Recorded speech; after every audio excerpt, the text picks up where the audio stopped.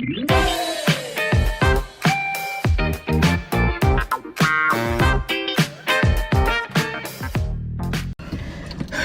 right, let's get going. Riding with your girl today, Cadillac. Let me finish up this little bit of food.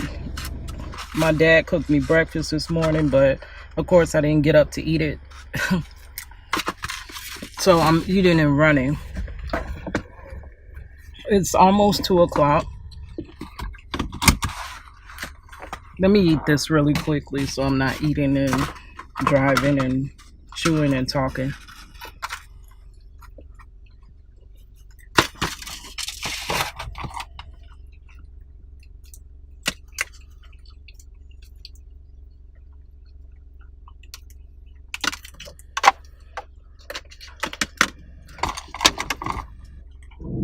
All right, we about to pull on.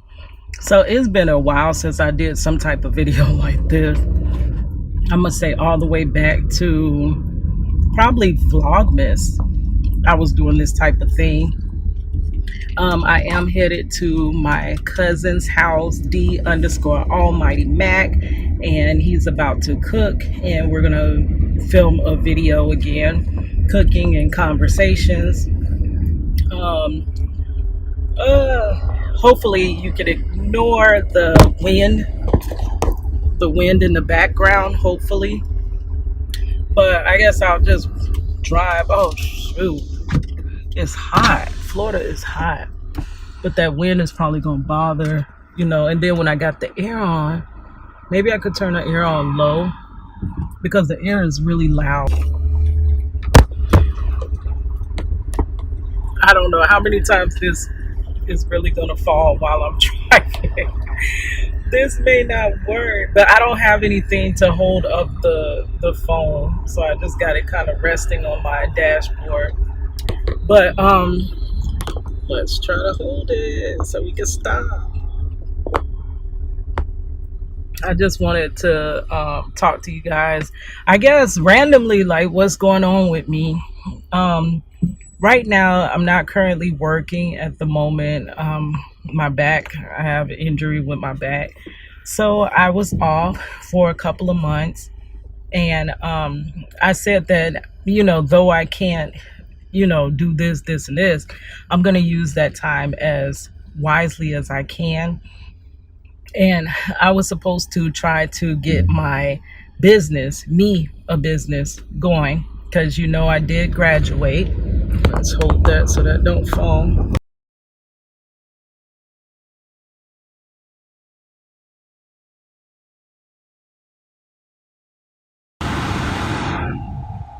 Okay, guys, I don't know how long this gonna work because the phone is overheating. But we gonna try it. I done rigged something up. Got my little cosmetology mannequin holder. I got that up there, and we're gonna see. I hope I can, you know, record this video and drive. Is it recording? Because there's too much going on. Yes, it is. Okay, I gotta have the air on a little bit because the phone will overheat. It is Florida. It is hot as I don't know what. So what's going on? Like I was saying, I don't know if I caught that in the last video because it did shut off on me, but I'm off on a, you know, taking a break because of my back, and all the issues that I do have with my back, all the different issues that I do have with my back. So I'm trying to use this time, and I was, you know, I just graduated, so I'm trying to get my EIN number together and all of that stuff, so your girl can actually be a graphic designer, because that is what I went to school for, and I'm tired of going to school and not doing the things that I went to school for. So getting in the hustle and bustle of working, getting up early, like I was working the wee hours of the morning, 4:30 in the morning, having to be to work. And it's like you get into that rat race to where you don't really focus or plan to do anything on, you know, your actual real purpose of existing. Dang. Y'all, I guess I'm gonna have to catch it every time I turn. Oh God, I wish I had something better. But we just working with what I got right now. Don't know how this is. This is gonna be crazy. Okay, so yeah, I wanted to be an artist my whole entire life, but I've always had to work a second job and a third job and all that other crap instead of doing what I believe I was put on this earth for. So that's what I've been trying to do, trying to keep this YouTube afloat. I've been back on YouTube for a year. I actually did fall asleep looking and researching my old YouTube. My song "NECKBONES and Collard Greens," it did get kind of big. I had like 1.7 thousand views. I know that don't sound like a lot to anybody but me, but yeah, I'm used to not getting a lot of views. So to me, that is tremendous. Let's try it right there. That's kind of tremendous to me. So I'm like, wow, but I can't get back into that YouTube. I tried and tried, but it won't let me in there. But yeah, I'm gonna link that video in the description box. That was my big song, "NECKBONES and Collard Greens," and that song was known all over the city of Orlando. And no clue why I didn't make it way back then, because that was the point, to get big with one song. I wanted to be a one-hit wonder, and then use that credibility or that money from that single to get Marcello a lawyer. And that's how the whole music career started. So what's going on? That's I did graduate about a month ago. Still haven't got that vlog out for you guys, but I did graduate. It was very joyous. My dad was there. I went out to my mother's grave. I did take some pictures out there. My daughter set up a big graduation celebration for everybody that couldn't attend, because due to you only being able to bring one carload because of everything changing, she set up a party for me afterwards. Let's see, Mother's Day passed. Mother's Day was, oh, before Mother's Day. Oh my gosh. So while I was off, damn. Y'all, this is crazy. That was a wide turn. So while I was off, I was gonna go see my plan was to see Marcello as much as I could. Marcello is way like far away from our house, like almost 7 hours away. And I know it's really hard with working and stuff, trying to get on that road to see him.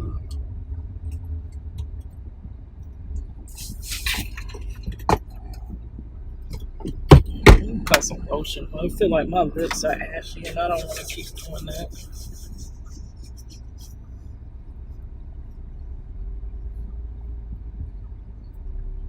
That's really distracting, I guess.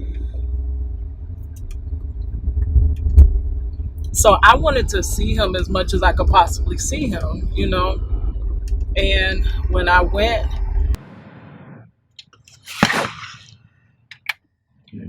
okay, guys, sorry about that. I guess we're gonna have to do it as usual, per the darn audio.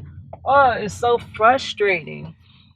I'm trying to do videos for you guys, but anyways, so to pick up where I left off, the phone again, now the storage is full. This is so freaking annoying, like trying to do something and everything in life just goes wrong. But I'm still gonna try to follow through with this video that I wanted to do. So I wanted to see Marcello as much as I could. So I said, okay, well, I'm going to see him, schedule a visit probably like every weekend. And when I finally got to go see him, somebody had like an issue with him. He followed the grievance process like you can, and it's your right to. And because he did that, someone wanted to retaliate against him. So the way that they were going to retaliate against him, it was through me. they can't really do anything to him, so they wanted to hurt him by taking away our visits.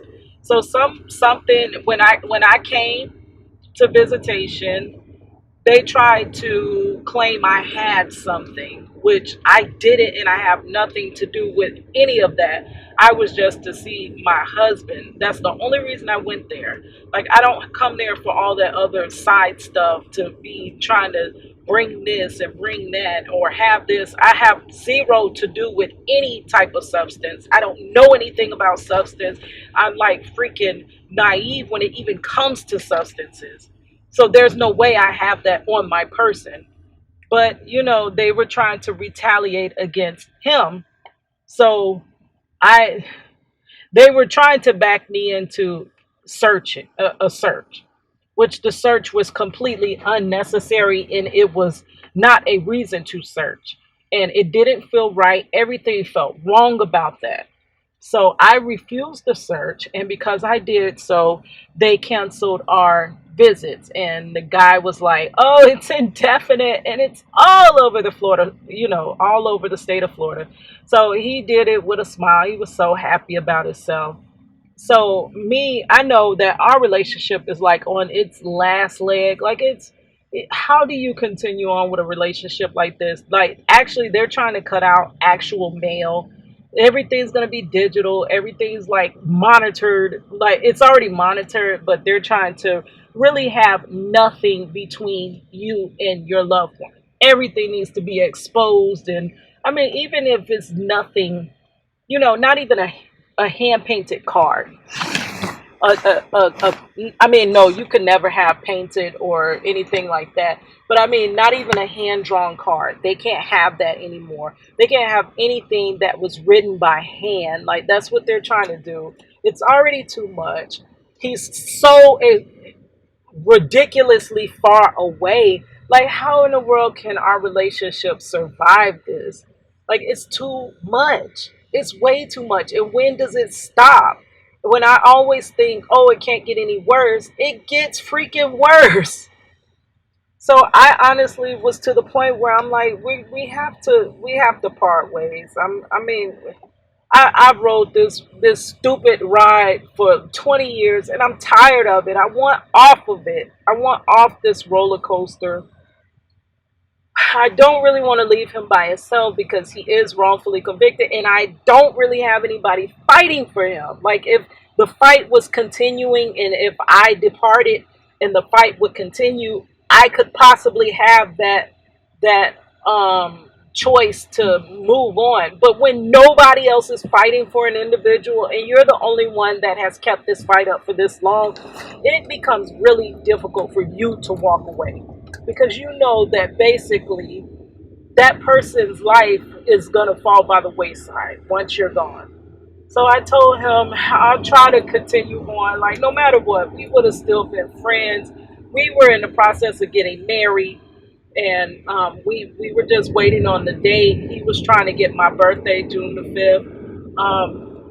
So the person, I mean, to get back, I guess he did get us back, because now we can't get married. It's like, I hate my life being determined by another human, and not a human that is just, by a evil-hearted human. I hate that my life is being determined by evil-hearted people that don't see us as human. They don't see us as human. They see us as nothing. So it's been a lot. I took off for one reason, to rest, to recuperate, and then also try to get my business going. And then this. So I had to go in all this fight mode about trying to fight that, which you feel helpless and hopeless because there's nowhere to turn to. People, it's so annoying.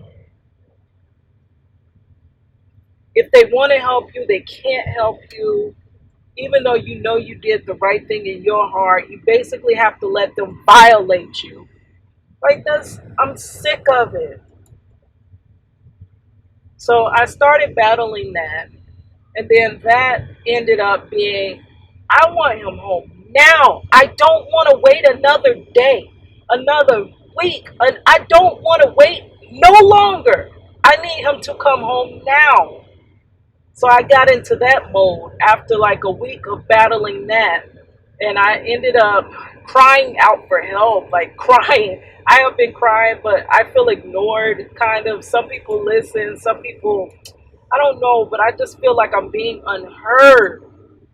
So as I was crying out for help, somebody did reach out to try to help us and guide us or whatever. So we're going to see how that turns out, if they're able to, help with the case. But in turn, I ended up, because the person was like, they need all the files and stuff like that. So I ended up ordering his transcript and I started going through his transcript. And then, like, for that week or two, I got like engulfed in his trial. Like, I read word for word through his transcript. And I remembered everything because I was the one that was at trial, but the only one at trial, too, might I add. But though I did remember a lot of things, there was so much else that I didn't know about that was, that I forgot or I couldn't remember word for word, everything. And also, there's in the transcripts, you can hear the bench meetings, like when they're called up to the bench, you can read that. You can see some of the things the jury said that maybe you couldn't hear. And I'm like, they completely railroaded my husband. It made me so infuriated that they have this power over our lives. That man deserves to be free, and I feel so bad for him. He is such a gracious person, and I'm like, after reading that trial, I was like, oh my God, because in my heart, I knew he was innocent, but the thing was that you don't know 100%. But after reading this trial and reading the things that the people testified, and I actually went to the crime scene and I drove the way that they claimed the cars drove, and I figured out so much stuff could not line up. There's no way what they said happened because it's not possible. When you actually look at the setting, look at the actual real place that they said it happened. Oh my gosh. And it got me into researching and I found out all this back information. Like, and now it makes me so much more pissed that he's there and he doesn't deserve to be there. And I know 100% now that he doesn't deserve to be there. It makes it harder to, ugh, God. So we're hoping something, like something, somewhere would break through. So after that, I kind of went back to my YouTube a little bit, and not to mention trying to keep my life afloat. I had so many things that have fell apart and fell by the wayside just by me always being busy, always running to work, always running to this, running here, running there. I hate that. Like, it's always team too much going on. And I just want to like live through life regular, like way back in the day when we took things easy. We weren't rushing everywhere we were going. We weren't upset every day. We weren't stressed out every single day in life. Like, that's all I want. So I went into going back to my YouTube. It's growing very, very, very, very, very slowly, but surely. I'm putting in a ton of work, a massive amount of work, and I get a little bit back. But I keep thinking that one day it's going to spark like wildfire. But I don't know, you get in that mode where you're like, do I keep waiting? Is it really going to happen, or is my waiting in vain? Just like with Marcello, like, am I waiting in vain for him? Like, it's annoying because it's like, what if I wait and then he comes home and then we can't be together? So I basically, that was my waiting so that I can bring him home to somebody else. or that, I'm waiting and waiting and then he'll never come home. So then my waiting and my life and my life's work trying to help him has been in vain. I just hate that. I wish there was some answer somewhere. I wish there was a way to actually, like, a place for wrongfully convicted people, because they have few things, but there's so many that they don't even pay you attention. They don't care to, nobody really believes anybody's wrongfully convicted. People don't believe that. So you got to try to get through that red tape. And once you get through that red tape, so what? You're one of many that are many that are wrongfully convicted. So what makes you special? Like, I wish the people that did this to other people actually knew how it felt, knew how they affected our lives. They affected 3 lives. Yes, they may have gotten their promotions, but they fucked up 3 lives. Three. Marcello, myself, and our daughter. They completely fucked us up.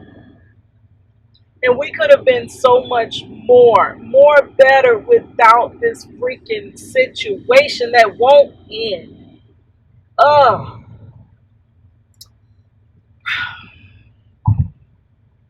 I'm almost to my destination. I don't know how I got off on that. I just hate thinking about that. I hate that they have that power over our lives.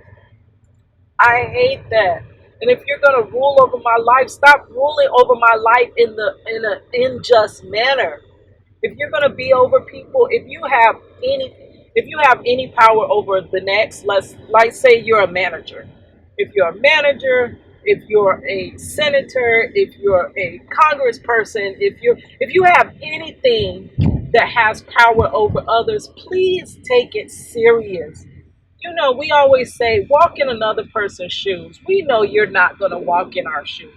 We know that. But please take consideration that we're human like you are. What if you didn't get your position? What if you didn't get that job, that management position? What if you didn't get that position in Congress? Or, what if you didn't and you were down here with us? You would still want to be treated equally and fairly and justly, just like we do. We don't want nothing different than what you want. You want your kids safe and happy and fulfilled, and we want the same. That's all we want. I don't want no more than what I deserve. I don't want no more than what I'm supposed to have as a citizen. I don't want no more than that.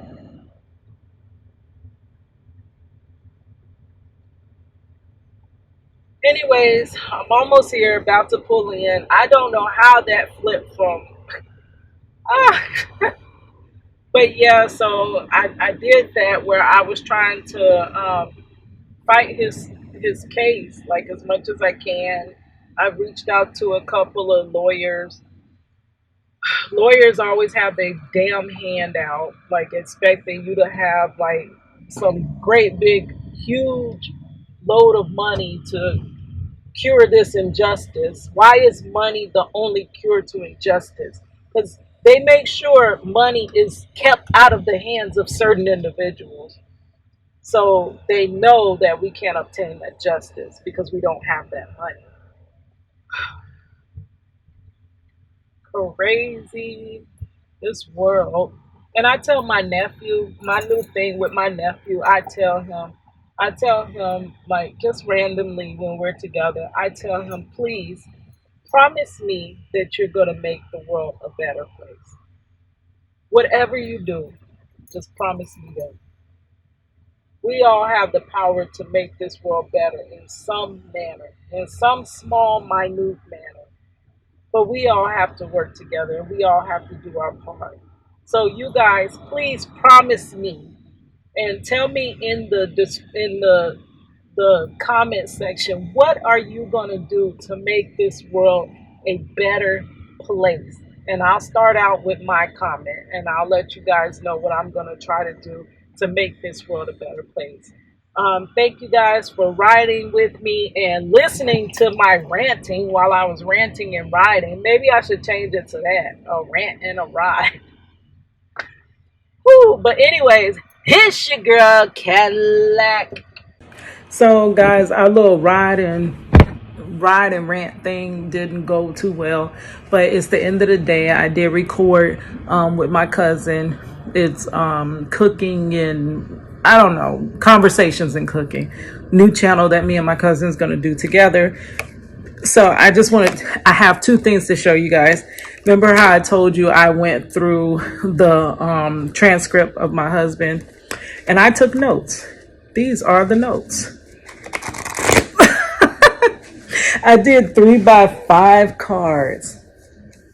Yes, 3x5 cards. So each, how I did on the back, whatever part of the transcript it was in, I put that what it's under. Like say it was the pre-trial, it was this. So those are sectioned off in one section, and then I put the page number for where I found it in the transcript, and then I write the information so that I can keep this all nice and neat. But look how many notes I took, and I still got to go back through it because there's so much more that I'm like, hold on, what did they say about this? What did they say about that? So I wanted to show you that just in case you have to go through your loved one's case. 3x5 cards. That's actually the way. Oh, can I show you this one? This is my opening statement. Yes. You can make anything stick if you only tell half truths. And a lot of times that's what they do during trial. They tell half truths. That's what happened in my husband's trial. It was just half of the truth told. Half of the evidence showed. It sounds like I'm rapping. Yes. But that's how they were able to get that guilty verdict, because they didn't tell the full truth. They didn't show everything that they had. They hid certain things, took certain things out. And of course, if you do that and manipulate the story in that manner, you can have anything sound true. Second thing I wanted to show you was this is the first time that actually my fiance, husband, whatever, guess we're not getting married now. I'm almost going to just step out on faith and still go obtain that marriage license or whatever, even though they say I cannot come into the facility. That's so annoying. But he kind of got irritated with me today because he wants me to call the warden and talk to him. And I'm like, these people don't care. Like, I don't want to, it's like, oh, do I want to be rejected today? Like, no, like, I don't want to hear, no, they've said what their stance is. And I don't want to keep coming back like, oh, please, please, please, can we just, they don't care about us getting married.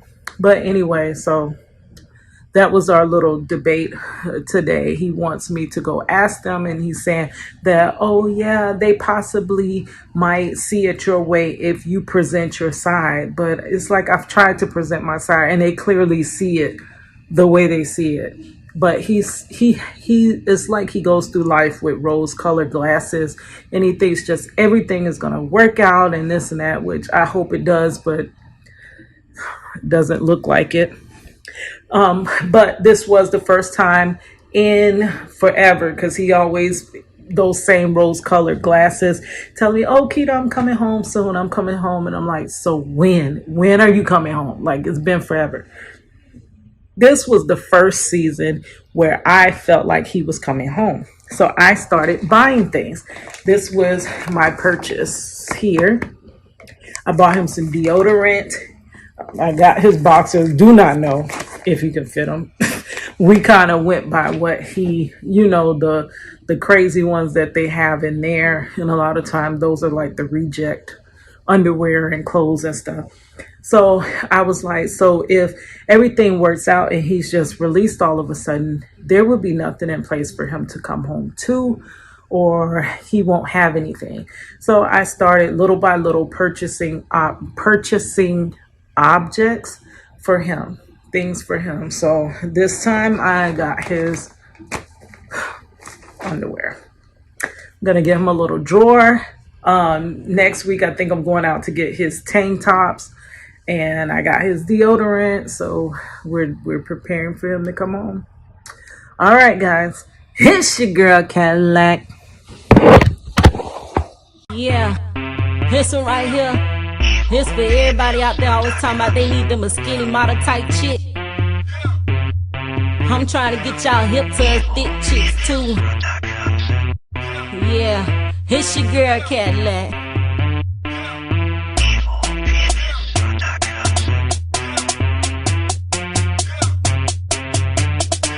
I may not be that model type, but I got everything in my line. Cute lips with a pretty face, wide hips got back for days. Got B, yeah, grade A. Looking lips when I step out on the stage. Unnatural, no silicone now. Everything you see is all homegrown now. Nobody want a bone but a dog. All the meat on my bones make you gog. Take a look, but don't get staring. Catch the right hook if you're called by your girlfriend. Guess milk, then my body something good. Gotta be looking as I'm walking through the hood. Made me think just like I should be. Made me the ish and that's what's good to see. Neck, bones, and collard greens. These are few of my favorite things. Guess that's why I'm country thin. Guess that's why I'm shaped like this. And neck, bones, and collard greens. These are few of my favorite things. Guess that's why I'm country thin. Guess that's why my lips so big. It's something in the water that's making us country girls so thick, especially girls from Florida. Yeah, your big city hoes ain't got nothing on this. We the opposite of kicks. Not kid tested, but we dead. You approving, we always in the mix.